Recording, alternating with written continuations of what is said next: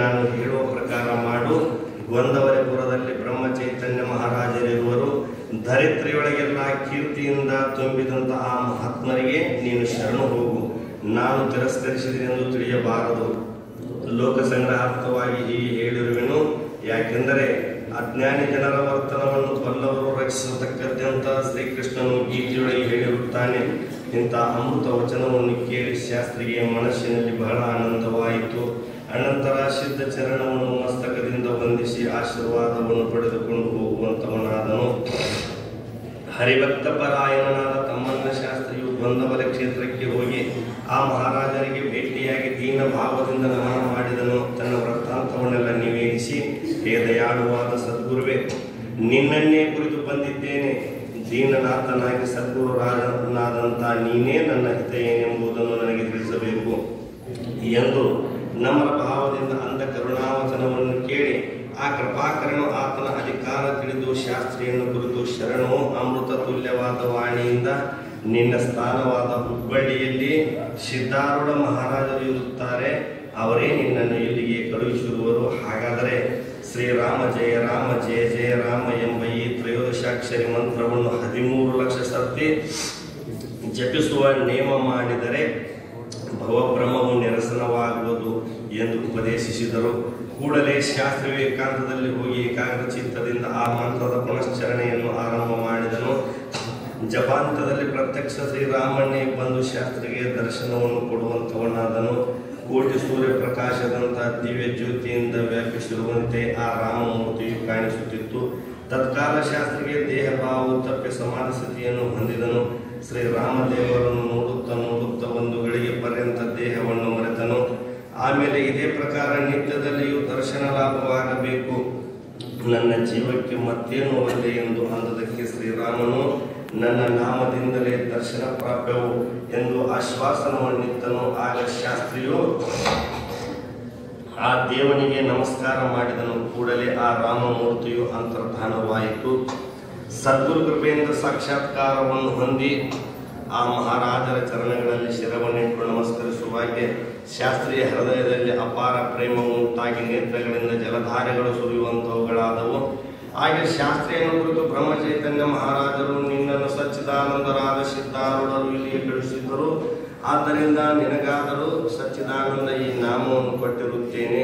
ಈಗ ಹೋಗು, ಜನರನ್ನು ಉದ್ಧರಿಸುವನಾಗು ಎಂದು ಹೇಳಿದರು.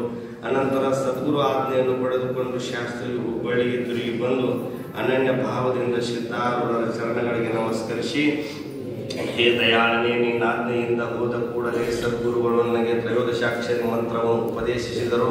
ಅದರಿಂದ ನಾನು ಕೃತಕೃತ್ಯನಾದೆನು. ನಿನ್ನವೇ ಎಲ್ಲ ರೂಪಗಳಿರುವವು ಎಂದು ನನಗೆ ಪ್ರತೀತಿಯಾಗಿರುತ್ತದೆ. ಈಗ ಚಿತ್ತದಲ್ಲಿ ನಿರಭಿಮಾನ ಸ್ಥಿತಿ ಬರುವುದಕ್ಕೆ ನನಗೆ ಯುಕ್ತಿಯನ್ನು ತೋರಿಸಬೇಕಾಗಿರುತ್ತದೆ ಎಂದು ಪ್ರಾರ್ಥಿಸಿದನು.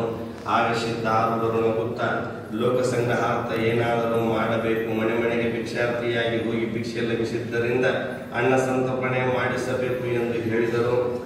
ಅದಕ್ಕೆ ಸಚ್ಚಿದಾನಂದನು ಹಾಗಾದರೆ ಭಿಕ್ಷೆ ಬೇಡಿ ಸಂಗ್ರಹ ಮಾಡಿಕೊಂಡು ಶ್ರೀ ದಾಸನವಮಿ ಉತ್ಸವ ಆರಂಭಿಸಿ ಆ ಕಾಲದಲ್ಲಿ ಅನ್ನ ಸಂತರ್ಪಣೆ ನಡೆಸುವೆನು ಎಂದು ಉತ್ತರ ಕೊಟ್ಟನು.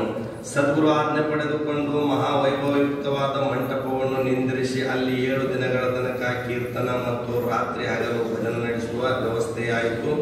ದೂರ ದೂರ ಪ್ರಾಂತಗಳಿಂದ ಹರಿದಾಸರು ಕೀರ್ತನೆಗೋಸ್ಕರ ಬಂದರು.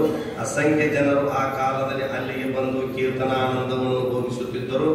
ಇಂಥ ಆನಂದದ ಸಮಾರಂಭವು 7 ದಿನಗಳ ತನಕ ನಡೆಯಿತು.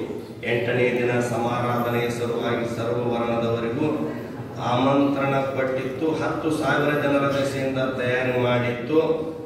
ಪ್ರಥಮದಲ್ಲಿ ಕುಳಿತ 2 ಪಂಕ್ತಿಗಳಲ್ಲಿ 8,000 ಜನರು ಉಂಡು ತೃಪ್ತರಾದರು.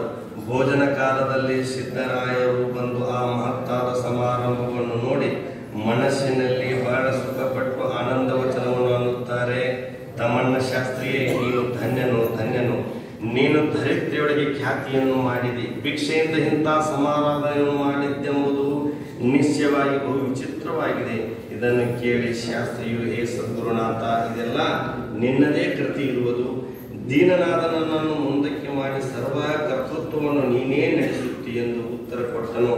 ಪ್ರಥಮ ಪಂಕ್ತಿಗಳು ಎದ್ದ ಕೂಡಲೇ ಪುನಃ 8,000 ಜನರು ಭೋಜನಕ್ಕೆ ಬಂದು ಕುಳಿತರು. ಇಷ್ಟೊಂದು ಜನರನ್ನು ನೋಡಿ ಶಾಸ್ತ್ರಿಯ ಮನಸ್ಸು ಬಹಳ ಖಿನ್ನವಾಗುವಂಥದ್ದಾಯಿತು. 2,000 ಜನರ ಸಲುವಾಗಿ ಅನ್ನ ಸಂಗ್ರಹ ಉಳಿದಿತ್ತು. ಅಧಿಕ ಅನ್ನವನ್ನು ಕೂಡಲೇ ತಯಾರಿಸಲಿಕ್ಕೆ ಸಾಧ್ಯವೇ ಇದ್ದಿಲ್ಲ. ಈಗ ಏನು ಮಾಡಬೇಕೆಂಬ ವಿಚಾರವು ತಿಳಿಯದೆ ಶಾಸ್ತ್ರಿಯು, ಹೇ ಸದ್ಗುರುರಾಯನೇ, ನಿನ್ನ ಕಾರ್ಯವನ್ನು ನೀನೇ ಸಂಭಾಳಿಸು ಎಂದು ಹೇಳಿ ಸಿದ್ಧ ಸದ್ಗುರುಗಳನ್ನು ಕರೆದುಕೊಂಡು ಪಾಕಶಾಲೆಯೊಳಗೆ ಹೋದನು. ಅಲ್ಲಿ ಸದ್ಗುರುನಾಥನು ಏನು ಮಾಡಿದನೆಂದರೆ ಸರ್ವ ಸಾಹಿತ್ಯವನ್ನು ಕೃಪಾದೃಷ್ಟಿಯಿಂದ ನೋಡುವಂಥವನಾದನು ಮತ್ತು ನೀಡಲಿಕ್ಕೆ ಬೇಗನೆ ಆರಂಭ ಮಾಡಿರಿ. ಯಾರೂ ಚಿಂತೆ ಮಾಡಬೇಡಿರಿ, ಸದ್ಗುರು ಸಮರ್ಥನನ್ನು ಹೃದಯದಲ್ಲಿ ಚಿಂತಿಸುವವರಾಗಿರಿ ಎಂದು ನುಡಿದದ್ದು ಕೇಳಿ ಶಾಸ್ತ್ರಿಗೆ ಬಹಳ ಆನಂದವಾಗಿ, ಸದ್ಗುರುವೇ, ಈ ಎಲ್ಲ ಭಾರವನ್ನು ವಹಿಸಿಕೊಂಡು ನನ್ನ ಹೃತ್ತಾಪವನ್ನು ನಿರಸನ ಮಾಡಿದನು. ಸಹಾಯಕನಾಗಿ ಸದ್ಗುರುನಾಥನು ಬಂದನು. ಬಡಿಸಲಿಕ್ಕೆ ಇನ್ನು ಬೇಗನೆ ತಕ್ಕೊಳ್ಳಿರಿ ಎಂದು ಅಂದನು. ನೀಡಲಿಕ್ಕೆ ಆರಂಭಿಸಿ ಕುಳಿತವರೆಲ್ಲರಿಗೂ ಯಥೇಷ್ಟ ಭೋಜನವನ್ನು ನೀಡಿದರು. ಪುನಃ ಅನ್ನಾದಿ ಪದಾರ್ಥಗಳನ್ನು ಬಡಿಸಲಿಕ್ಕೆ ಒಯ್ದರು. ಅಷ್ಟೂ ಜನರು ಊಟ ಮಾಡಿ ಎದ್ದರು. ಅನ್ನ ಸಂಗ್ರಹವು ಇನ್ನೂ ಉಳಿದಿತ್ತು. ನೀಡುವವರ ಭೋಜನವಾದ ನಂತರ ಎಲ್ಲ ಪದಾರ್ಥಗಳು ತೀರಿದವು. ಈ ಅದ್ಭುತವಾದ ಚಮತ್ಕಾರವನ್ನು ನೋಡಿ ಎಲ್ಲರೂ ಆಶ್ಚರ್ಯಚಕಿತರಾದರು. ಶಾಸ್ತ್ರಿಗೆ ಅತ್ಯಂತ ಆನಂದವಾಗಿ, ಯಾವಾತನ ಕೃಪೆ ಇರುವುದರಿಂದ ಭಕ್ತರೆಲ್ಲರೂ ನಿಶ್ಚಿಂತರಾಗಿರುವರೋ ಆ ಸದ್ಗುರುವನ್ನು ಸ್ತುತಿಸುವಂತವರಾದರು. ಅನಂತರ ಸದ್ಗುರುಗಳು ಸಿದ್ಧಾಶ್ರಮಕ್ಕೆ ಹೋದರು.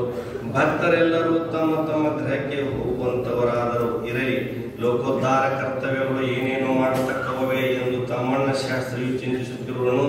ಒಂದಾನೊಂದು ದಿವಸ ಸಿದ್ಧಾರೂಢರ ಬಳಿಗೆ ಬಂದು, ಸದ್ಗುರುನಾಥನೇ, ನನ್ನ ಬುದ್ಧಿಗೆ ಒಂದು ಯುಕ್ತಿ ಸೂಚಿಸಿದೆ. ಅನೇಕರಿಗೆ ನಾಮಸ್ಮರಣೆ ಮಾಡಲಿಕ್ಕೆ ಹಚ್ಚುವುದೇ ಅದರ ಉದ್ದೇಶವಾಗಿರುತ್ತದೆ. 13 ಕೋಟಿ ನಾಮ ಜಪ ನಡೆಸುವ ಸಂಕಲ್ಪ ಮಾಡಿ ಪ್ರತಿಯೊಬ್ಬ ಭಕ್ತನು ಸ್ವಲ್ಪ ಮಾಡುತ್ತಾ ನಡೆದರೆ ಎಲ್ಲರದು ಕೂಡಿ ವರ್ಷಾಂತ್ಯದಲ್ಲಿ ಸಂಖ್ಯೆ ಪೂರ್ಣವಾದೀತು ಎಂದು ಹೇಳಿದ ಲೋಕೋದ್ಧಾರಕ ಉಪಾಯವನ್ನು ಕೇಳಿ ಸದ್ಗುರುನಾಥನಿಗೆ ಆನಂದವಾಯಿತು. ಆಗ ಸಿದ್ಧರ ಆಜ್ಞೆಯನ್ನು ಪಡೆದುಕೊಂಡು ಶಾಸ್ತ್ರಿಯು ತಮ್ಮಲ್ಲಿ ಶ್ರವಣಕ್ಕೆ ಬರುವ ಸದ್ಭಕ್ತರನ್ನು ಕುರಿತು 13 ತಾರಕ ಮಂತ್ರವನ್ನು ನಿತ್ಯದಲ್ಲಿಯೂ ಶಕ್ತಿಯಾನುಸಾರ ಜಪಿಸಿ ಪ್ರತಿಯೊಬ್ಬರ ಸಂಖ್ಯೆಯನ್ನು ಹಚ್ಚಿಕೊಂಡು ಎಲ್ಲರದು ಕೂಡಿ 13 ಕೋಟಿ ಮಾಡಬೇಕು ಎಂದು ಹೇಳಿದ್ದು ಕೇಳಿ ಭಕ್ತರೆಲ್ಲರೂ ತಮ್ಮ ತಮ್ಮ ಹೆಸರುಗಳನ್ನು ಕೊಟ್ಟರು. ಶಾಸ್ತ್ರಿಯು ಅವನ್ನು ಬರೆದುಕೊಂಡನು. ಪ್ರತಿದಿನ ಬೆಳಿಗ್ಗೆ ಬಂದು ಪೂರ್ವ ದಿವಸದ ಜಪ ಸಂಖ್ಯೆಯನ್ನು ಶಾಸ್ತ್ರಿಗೆ ನಿವೇದಿಸುವರು. ಅತ್ಯಾದರದಿಂದ ಪ್ರತಿಯೊಬ್ಬ ಭಕ್ತನು ಮಾಲೆಯನ್ನು ಕೈಯಲ್ಲಿ ಧರಿಸಿ ಜಪವನ್ನು ಮಾಡುತ್ತಿದ್ದನು. ವೇಳೆ ವ್ಯರ್ಥವಾಗಿ ಕಳೆಯದೆ ಸರ್ವರು ದಿನೇ ಸಂಖ್ಯೆಯನ್ನು ಬೆಳೆಸುತ್ತಾ ನಡೆಯುವರು. ಎಲ್ಲರ ಸಂಖ್ಯೆಯನ್ನು ಕೂಡಿಸಿ ನೋಡಿದಾಗ 6 ತಿಂಗಳೊಳಗೆ 13 ಕೋಟಿ ಸಂಖ್ಯೆ ಪೂರ್ಣವಾಯಿತು. ಆದರೂ ಜಪ ಮಾಡುವವರು ಯಾರೂ ಬಿಡಲಿಲ್ಲ. ಪುನಃ 13 ಕೋಟಿ ಜಪದ ಸಂಕಲ್ಪ ಮಾಡಿ ಜಪವನ್ನು ನಡೆಸಿದರು. ಎಲ್ಲ ಜನರೊಳಗೆ ಜಪ ಮಾಡುವ ಪ್ರೇಮವು ಅನುಪಮವಾಗಿ ಬೆಳೆಯುತ್ತಾ ನಡೆಯಿತು. ಸ್ತ್ರೀ ಪುರುಷ ಬಾಲಕರ ಕೈಯಲ್ಲಿ ಎಲ್ಲಿ ನೋಡಿದರೂ ಮಾಲೆಯು ಶೋಭಿಸುವುದು. ಕಾಲವನ್ನು ವ್ಯರ್ಥವಾಗಿ ಹಾಳು ಮಾಡದೆ ಕೇವಲ ಮಂತ್ರವನ್ನೇ ತಿಳಿಸುತ್ತಿರುವನು. ಎಲ್ಲರಿಗೂ ಈ ಪಾಠ ಹತ್ತಿತು. ಅತ್ಯಾನಂದದಿಂದ ಸ್ಪಷ್ಟವಾಗಿ ನಾಮ ಜಪಿಸುವರು. ಈ ಪ್ರಕಾರ ಜನರೊಳಗೆ ನಾಮಸ್ಮರಣೆಯಲ್ಲಿ ಉತ್ಕಟ ಪ್ರೇಮವು ಉಂಟಾಯಿತು. ಈ ರೀತಿಯಿಂದ ತಮ್ಮಣ್ಣ ಶಾಸ್ತ್ರಿಯು ಲೋಕೋದ್ಧಾರ ಕಾರ್ಯವನ್ನು ಮಾಡುತ್ತಿರುವಾಗ ಸಿದ್ಧ ಕೃಪೆಯಿಂದ ನಡೆಯುತ್ತದಂತ ಹೇಳಿ ತಾನು ಯಾವುದಾದರೂ ಅಭಿಮಾನವನ್ನು ಪಡಲಿಲ್ಲ. ಸಿದ್ಧ ಸದ್ಗುರುಗಳ ಮೇಲೆ ಅದ್ಭುತ ಪ್ರೇಮವನ್ನು ತಾನೇ ಪ್ರಕಟ ಮಾಡಿ ಲೋಕಕ್ಕೆ ಉಪದೇಶಿಸುವನು. ಆತನ ಪುರಾಣ ಶ್ರವಣಕ್ಕೆ ಅಸಂಖ್ಯ ಭಕ್ತರು ಪ್ರೇಮದಿಂದ ಬರುತ್ತಾರೆ. ಸದ್ಗುರು ರಾಜನು ಪ್ರೇಮ ಸಾಗರನಿದ್ದು ಆತನಲ್ಲಿ ಭಕ್ತರೆಂಬ ಅಪಾರ ರತ್ನಗಳಿರುವವು. ಒಂದರಕ್ಕಿಂತ ಒಂದು ಸ್ವತೇಜದಿಂದ ಸುಂದರ ಆಗಿದ್ದು ಸದ್ಗುರುವರನ್ನು ಇವನ್ನು ರಕ್ಷಿಸುವನು ಎಂಬಲ್ಲಿಗೆ ಶ್ರೀ ಸಿದ್ಧಾರೂಢ ಕಥಾಮೃತದೋಳು ಶ್ರವಣ ಮಾತ್ರದಿಂದ ಸರ್ವ ಪಾಪಗಳನ್ನು ಭಸ್ಮ ಮಾಡುವಂತ ಅತಿ ಮನೋಹರವಾದ ಈ 44ನೇ ಅಧ್ಯಾಯವನ್ನು ಶಿವದಾಸನು ಶ್ರೀ ಸಿದ್ಧಾರೂಢ ಸದ್ಗುರುಗಳ ಚರಣಾರವಿಂದಗಳಲ್ಲಿ ಅರ್ಪಿಸಿರುವನು.